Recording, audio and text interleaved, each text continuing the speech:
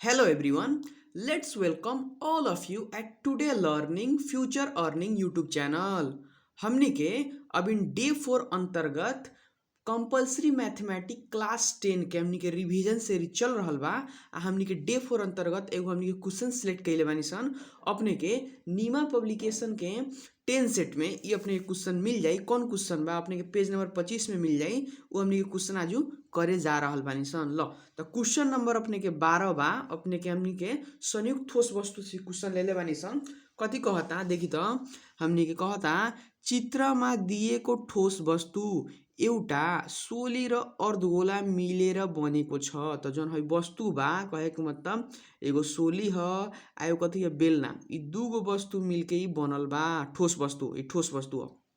ल त जसको पूरा ऊंचाई कहेको मतलब जम्मा ऊंचाई चाहे पूरा ऊंचाई 56 सेंटीमीटर है कर पूरा जम्मा ऊंचाई कितना बा हमनी के 56 बा। मतलब सोली के भी हमनी के सॉरी हाँ सोली के भी वही करके हमनी के जौन अर्धगोला बा एकनी के जम्मा ऊंचाई कितना बा 56 सेंटीमीटर र सोली के ऊंचाई 42 सेंटीमीटर है। जौन सोली बानू सोली के ऊंचाई तो कौन ऊंचाई है तो छटक के नहीं क्या आवत देखी छटके ऊंचाई कहल जाला। छड़के छड़के कहल जाला छटक के आई न त छड़के ऊंचाई कहल जाला। छटक के थोड़ी होता सीधा बा।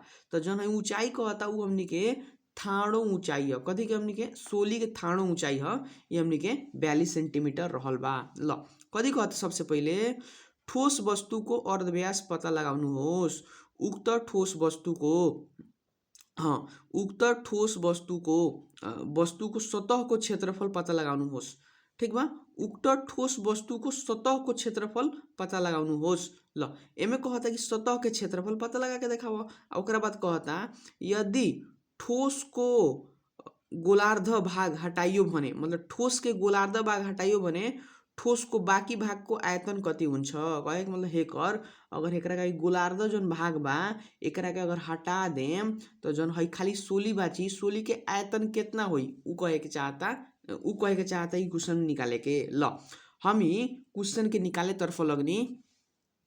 ल तो हमनी के क्वेश्चन के सॉल्यूशन करेला सबसे पहले हम कथी लिखेम कथी सॉल्यूशन SOLN कहे के मतलब हमनी के सॉल्यूशन कथी कथी देले बा तो अपने के जन 56 सेंटीमीटर जन देत रहल उ अपने के जन जम्मा ऊंचाई है तो लिख सकतानी। सबसे पहले छुटियाएम कथी कथी देले बा जम्मा ऊंचाई जम्मा हाइट कितना देले बा जेकरा के यच से संकेत कर लेतानी यच इक्वल टू कितना 56 सेंटीमीटर सॉरी मीटर लिख देनी सेंटीमीटर लिख के चाहिए। ल 56 सेंटीमीटर वही करके जौन है सोली बा सोली के हमनी के जौन ऊंचाई बा 42 सेंटीमीटर कौन ऊंचाई है तो अपने के छुटिया के लिख सकते खाली सोली के ऊंचाई कहल जाओ नु सोली को ऊंचाई तो सोली के ऊंचाई के भी हमनी के समझल जा सकता हमनी के ठाड़ो ही ऊंचाई है तो एक हम H1 से डिनोट कैनी H1 इज इक्वल टू कितना हमनी के 42 सेंटीमीटर। ल ये अपने के दूगो देले रही दूगो छुटिया लेनी छुटिया के सबसे पहले कथी कर ल ठोस वस्तु को अर्धव्यास पता लगाऊ तो कहे मतलब अर्धव्यास निकाले के बा अर्धव्यास कहे मतलब R इज इक्वल टू वाट। ल तो अपने के अगर मेन फार्मूला अगर पता हुई एमे अगर अर्धव्यास निकाले के तो दोनों के अर्धव्यास सेमे रहेला है सोली है देखिए एगो सोली के हिसाब से देखें सोली के अर्धव्यास आपने है अर्धगोला के भी अर्धव्यास सेमे रहेला। तो अर्धव्यास निकालेला R निकाले के बाद के निकालल जा सकता देखिए तो कथी कथी देले बा अपने के निकालल जा सकता तो है जौन जम्मा ऊंचाई बा नु जम्मा ऊंचाई जौन 56 बा तो जम्मा ऊंचाई कथी कथी मिल के बनेला तो अपने के एगो हई कहे के मतलब एगो हाइट 1 हेजन से लेके हेजन तक लेके हाइट 1 कहल जाला आ हेजन से लेके हेजन तक लेके अर्धव्यास कहल जाला। ये अपने के फार्मूला सीरीज में भी बतैले रहनी अपने के जब हम पढ़ावत रहनी देख सकतानी फार्मूला कॉपी में अपने के बतैले रहनी कि हेजन से हेजन तक लेके भी आरे कहल जाला जौन ऊंचाई जौन हनु अर्धगोला के ओकरा के आरे कहल जाला हेजन से हेजन तक ले हमनी के आरे कहल जाला। हमनी कंबाइंड फार्मूला में बतैले रहनी अगर दे दो अर्धगोला सोली हमनी के तो यच जौन बा जम्मा ऊंचाई के फार्मूला होला H1 प्लस R तो अगर अपने के R निकाले के बा तो H1 प्लस में बा तो कथी में चल जाई हमनी के माइनस में चल जाई तो वही करके निकाल सकतानी। कहे के मतलब हेंगे हमनी के अर्धव्यास जौन R निकाले के बा R इक्वल टू हमनी के हई पूरा में से हई घटा लेम, कहे के मतलब 56 में से हेजन से लेके हेजन तक ले कहे के मतलब 42 घटा लेम तो बरबकिया अर्धव्यास आ जाई। तो लो उहे हम घटावे पर लगनी, उहे हमनी के अर्धव्यास निकाले के तरीका उ ए नंबर के सॉल्यूशन है। ए नंबर का सॉल्यूशन हमनी के एच माइनस H1 तो एक वैल्यू कितना आ जाता है अपने के 56 आ माइनस कितना 42। 56 में से 42 घटा के देखी तो कितना आवता, लो तो देखिए तो 56 में से 42 घटा के कितना होता 56 माइनस 42 घटाई तो कितना आता 14। तो ये हमनी के जो 14 वैल्यू आवता उहे हमनी के अर्धव्यास हो। तो ये कथी लिख सकता नहीं 14 आ सेंटीमीटर में तो सेंटीमीटर लिख दी। ये हमनी के ए नंबर के सॉल्यूशन है। बी नंबर कथी कहले ला उक्त ठोस वस्तु को सतह को क्षेत्रफल। तो ये जन अपने के छुटियावत नहीं के पूरा सतह हो कि वक्र सतह हो। तो पूरा सतह वक्र सतह किंग होकेला नु ई जौन बानू ई खड़ा होकबे ना करेला। कहे के मतलब जौन आधार के क्षेत्रफल जोड़ाए के चाही नु पूरा सतह में उ तो जोड़ेबे ना करी। कहे के मतलब हमनी के दोनों के पूरा सतह आ वक्र सतह हमनी के सेमे रहेला। तो ई खाली कहता कि उक्त वस्तु को सतह को क्षेत्रफल निकाला। तो कौन सतह के क्षेत्रफल निकाला, वक्र सतह कि पूरा सतह, ठीक बा। तो हमनी के कोनो सतह के निकाले में तो दिक्कत ना पड़ी, कैसे कि वक्र सतह एथी सतह कहे मतलब पूरा सतह सेम रहेला। अपने है देख सकतानी जे हम फार्मूला पहले लिखवा देले रहनी कथी ठोस वस्तु को पूरा सतह में दोनों के वक्र सतह जोड़ाला। अगर खड़ा होके सकी तो आधार के क्षेत्रफल तो खड़ा होकबे ना करी तो पाई आर स्क्वायर जोड़ेबे ना करी। तो फार्मूला उतने हुई पूरा सतह निकाली चाहे वक्र सतह में हमनी के दोनों के वक्र सतह जोड़ा जाला। तो दोनों के वक्र सतह जोड़ आ हमनी के पूरा सतह में वक्र सतह भी जोड़ाला कहे हई भी जोड़ाला। आ एकरा अलावा अगर खड़ा होके सकी तो आधार के क्षेत्रफल तो खड़ा तो होके नहीं सकत ओइला आधार के क्षेत्रफल ना जोड़ाई। तो वक्र सतह पूरा सतह सेमे रहेला। एकर मतलब ई भाई ल तो हम कथी लगाई एमे हम कथी लगावे गइनी कोनो सतह निकाल ली। एमे हमनी के उक्त वस्तु के तो कोनो सतह निकलला है चली तो ठोस वस्तु को संयुक्त ठोस वस्तु लिखल जा सकता। संयुक्त ठोस वस्तु कंबाइंड सॉलिड ठोस वस्तु को पूरा सतह निकाली चाहे वक्र सतह निकाली कोनो दिक्कत के बात नहीं है। पूरा सतह को क्षेत्रफल कोनो सतह कई तो दोनों सतह हमनी के एके रहेला ओइला हमनी के पूरा सतह के क्षेत्रफल निकाले गइनी। वक्र सतह भी निकाले तो दोनों सेमे ह टी से।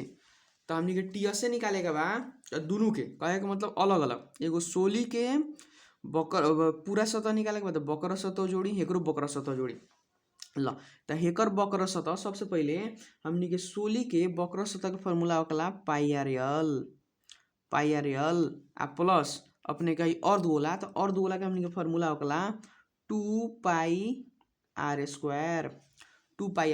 अब एक वैल्यू हमनी के ध दी। खड़ा ना होके सकेला ओइला हमनी के पाई आर स्क्वायर ना जोड़ाई। ल तो अपने के वैल्यू धनी तो कितना होता पाई के मान 22/7 आर के मान हमनी के 14 यल के मान यल देखी तो यल बा में यल कहल जाला। यल के में रहेला तो जन पाई आर यल देले बानू ये अपने के सोली के ह।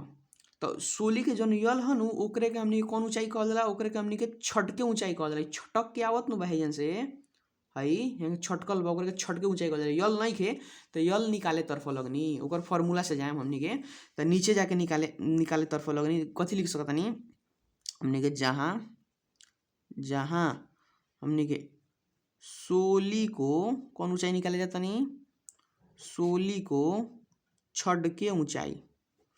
सोली को छड़ के ऊंचाई कहे के मतलब यल कहल जाला। आ यल इक्वल टू फार्मूला होकला अपने के फार्मूला पते हुई रूट अंडर कितना होकला यल जन निकलेला वो हमनी के पाइथागोरस थ्योरम में यह छ कहे के मतलब दोनों जोड़ द हई कहे के मतलब आर के स्क्वायर करके जोड़ द आ हेकरा के स्क्वायर करके जोड़ द ठीक बा। तो हेकरा के जौन यह छ 42 ओकरा कथी मान ले बानी H1 मान ले बानी। तो लिखेम कथी H1 के कथी लिख सकतानी H1 के स्क्वायर प्लस आर के स्क्वायर दोनों जोड़म तो यल निकल जाई। ल अब वैल्यू धरी तो H1 के वैल्यू अपने के 42 तो ये हमनी के 42 देनी। तो 42 के स्क्वायर प्लस आर मतलब कितना रहल आर कितना रहल 14। तो हमनी कितना लिख सकतानी 14 के स्क्वायर। अब स्क्वायर करी 42 दू बेर मल्टीप्लाई करी आ ओकर वैल्यू धरी आ 14 दू बेर मल्टीप्लाई करी ओकर वैल्यू धरी 42 इंटू 42 एकर वैल्यू आवता 1764 तो एकर वैल्यू हमनी के 1764 आ 14 के वैल्यू देखी तो कितना होता हमनी के 14 गुणा 14 एकर वैल्यू आवता 196 तो 196 भी जोड़नी ला 196 में 17 से 64 जोड़ ला 17 से 64 जोड़ ला तो एक आवता 19 से 60 तो रूट अंडर हमनी के यल के वैल्यू कितना हो गई 19 से 60 19 से 60 के अब रूट दबा के निकाली वैल्यू तो रूट हमनी के दबनी तो कितना आयल 44.27 आयल कितना आयल 44.27 तो एजन हमनी के 44.27 ये हमनी के सेंटीमीटर में लिखा जाएगी कैसे सब भुजा हमनी कथी में देता सेंटीमीटर में मीटर में लिखाई तो यल काहे निकलनी है कैसे कि हमनी के वैल्यू के जरूरी रहला उ हम यल के वैल्यू अब लिया के धऽ देम यल के वैल्यू लिया के धरे तरफ लगनी यल के वैल्यू कितना रख देम हमनी के 44.27 प्लस के प्लस अब भाई पाई आर यल के वैल्यू हो गल पाई के मतलब 22/7 आर के मतलब 14 आ यल के मतलब ई आ इंटू अब 2 के 2 इंटू पाई के मतलब हमनी के 22/7 आर स्क्वायर आर मतलब कितना तो आर मतलब 14 बा तो कहे के मतलब 14 के स्क्वायर लो अब करी तो सीधे कैलकुलेटर करी 22 गुना 14 इंटू 44.27 डिवाइड बाई 7 करी अंक करके निकाली तो कितना कितना होता अपने के 22 गुणा 14 गुणा 44.27 और डिवाइडेड बाई एक के बार डिवाइड करके कितना से 7 से तो 7 से एक के बार डिवाइड करी तो कितना वैल्यू होता 1447.88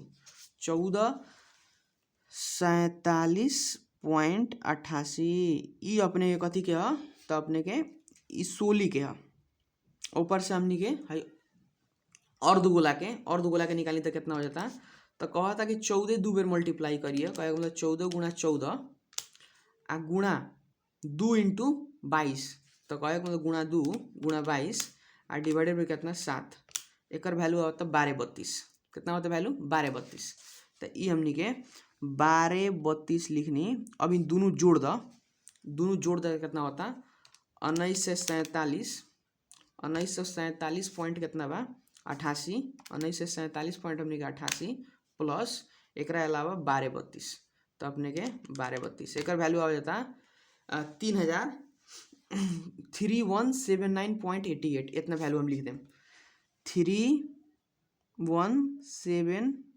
3179.88 हमने के सेंटीमीटर स्क्वायर क्षेत्रफल है तो सेंटीमीटर स्क्वायर में लिखाई लो ई तरीका से अपने ठोस वस्तु के ओमे ना तोक ले रहा कि कौन निकालल जाओ कहे कि मतलब ठोस वस्तु को सतह को क्षेत्रफल निकाला तो कोनो सतह के क्षेत्रफल हमनी के सेमे रहेला वक्र सतह निकाली चाहे पूरा सतह निकाली दोनों हमनी के सेमे रहेला वो हमनी के बुझल जा सकता ठीक बा तो वो हमनी के टीएसए निकाल के देखनी है टीएसए के पहले फार्मूला लग जाला टीएसए चाहे सीएसए दोनों सेमे रहेला तो हमनी के पाई आर स्क्वायर ना जोड़ाइए में कैसे कि खड़ा नहीं हो सकत आइसक्रीम को वो खड़ा होकेला ना होकेला आधार के क्षेत्रफल ना रहेला ओमे ओइला हमनी के पाई आर स्क्वायर ना जोड़ाइल दोनों के वक्र सतह हमनी के जोड़नी है ओकर वैल्यू देनी है यल ना लौकत रह तो यल हमनी के निकाले गई है यल के फॉर्मूला होकेला हमनी के h1 के स्क्वायर प्लस हमनी के आर के स्क्वायर ये अपने के हम फार्मूला सीरीज में बताइए चुकल बानी अगर अपने फार्मूला नहीं देख ले तो फार्मूला सीरीज में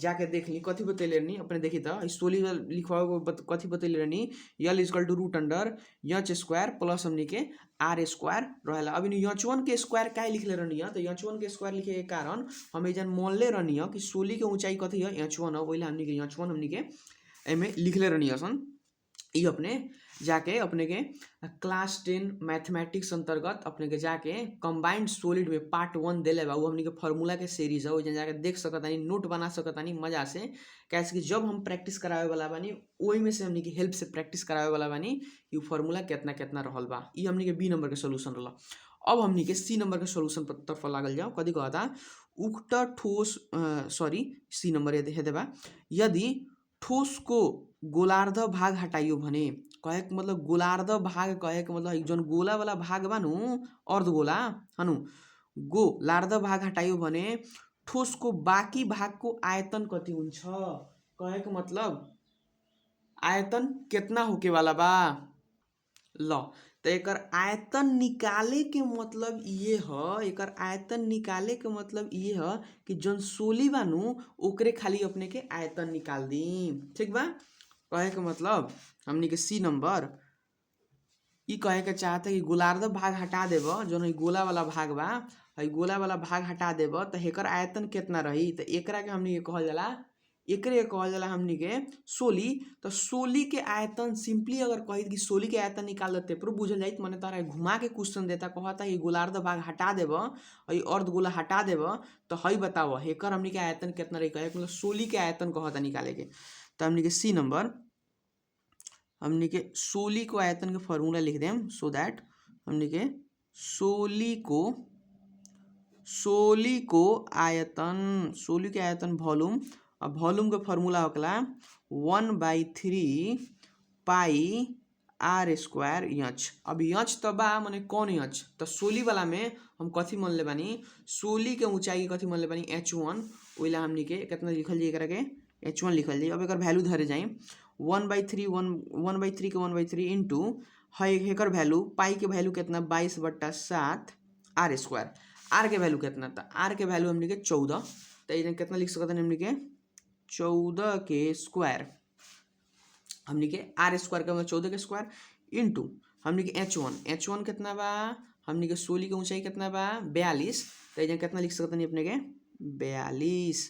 अब एकर वैल्यू कैलकुलेट करी फटाफट, कहे के मतलब कितना कितना तो इधर अपने के देख सकतानी हमनी के 1 22 14 के स्क्वायर अब 42 और 7 तिरका 21 से हमनी के भाग करके देखी तो कितना कितना हो जाता। लो करी तो हमनी के 1 गुना 22 और फिर हमनी के गुणा 14 गुणा 14 मतलब 14 का स्क्वायर इंटू 42 और डिवाइडेड बाई अपने के 3 से एक में फिर डिवाइड करी 7 से, तो एक वैल्यू आ जाता 8 6 24। तो 8 6 24 यहाँ लिख दी 8 6 24 आ वॉल्यूम हनु तो हमने के सेंटीमीटर क्यूब में लिखाई, मीटर है तो मीटर क्यूब में आ सेंटीमीटर है तो सेंटीमीटर क्यूब में लिख सकतानी। ई तरीका से हमने के ई क्वेश्चन जौन अपने के कंपलसरी मैथमेटिक्स के नीमा पब्लिकेशन के 10 सेट में दिले बा 25 नंबर पेज नंबर के हमने के क्वेश्चन नंबर 12 जौन रहा चैप्टर वाइज के हमने के क के देखनी सन, बहुत इजी तरीका से हमने के क के देखनी सन। एक हमने के फॉर्मूला पढ़ाई दिले बानी सन, अगर अपने नहीं देख ले तो पहले जाके नोट बनाई, ऊपर से हमने के फॉर्मूला देखी, अपने के समझ में आ जाई, हम आस करतानी। आजुला इतना ही, आए वाला वीडियो में हमने के फिर एगो नया प्रॉब्लम लेके उपस्थित होकल ही जाई। तब तक ले चैनल के लाइक करल ना भूली, सब्सक्राइब करल ना भूली, वही करके अपन साथी के संगे शेयर करल ना भूली। धन्यवाद।